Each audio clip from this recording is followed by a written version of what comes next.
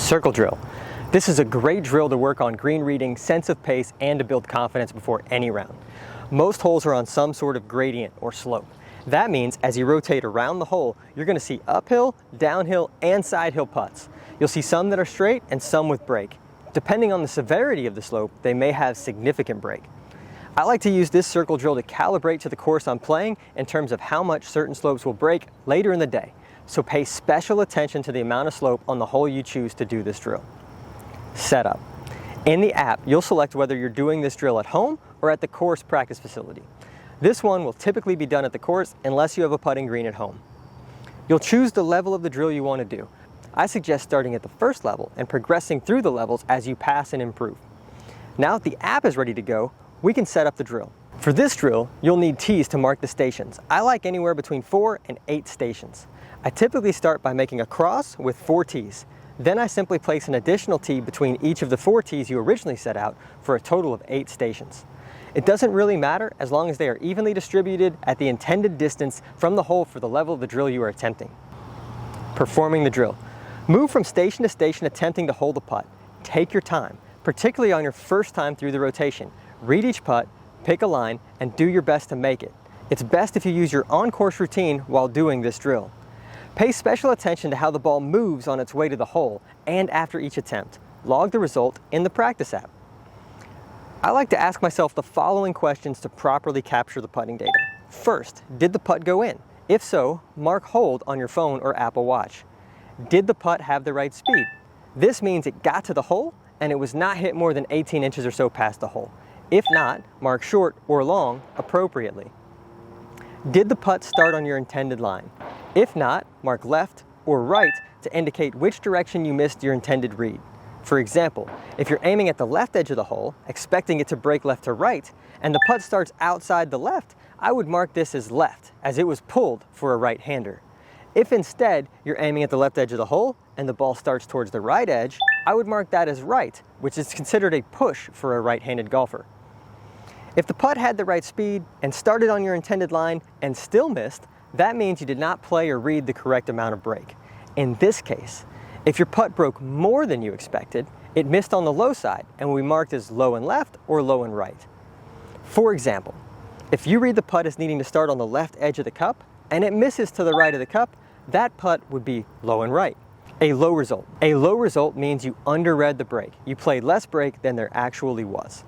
If the putt broke less than you expected, it missed on the high side and it'll be marked as high and left or high and right. For example, if you read the putt as needing to start 2 balls outside the right edge of the cup and it missed on the right, that putt result would be high and right. A high result means you overread the break. You played more break than there actually was. Keep in mind that speed and break are highly correlated. The amount of break will depend precisely on the speed in which you hit the putt. Strive to be consistent in the speed you use so that the feedback on your green reading is as good as possible. I like to try to hit putts that would stop 6 to 12 inches past the hole. If you are inconsistent with your speed, it makes green reading difficult. Drill takeaways. Once you have completed all the required putts for the drill, hit complete.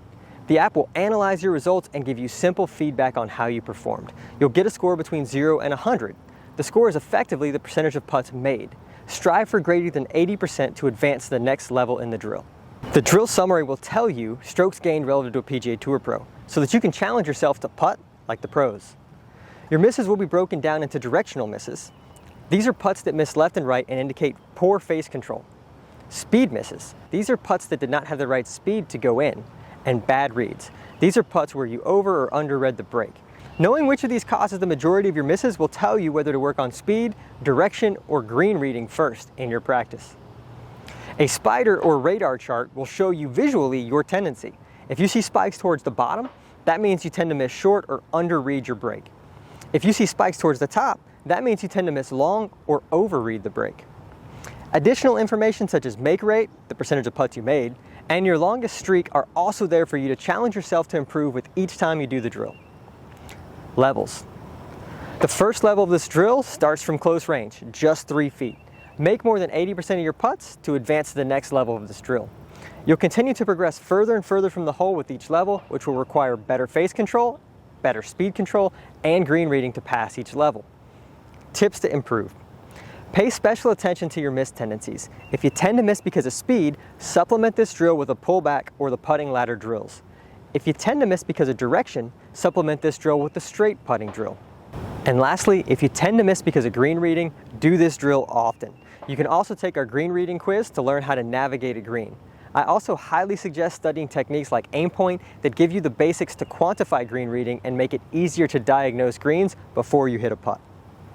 This is probably my favorite putting drill as it stresses many parts of the game and gets you ready to make those clutch putts that keep a round going. It's a great drill to work on green reading, sense of pace, and to build confidence before any round. I do it before every round I play. Let's get started.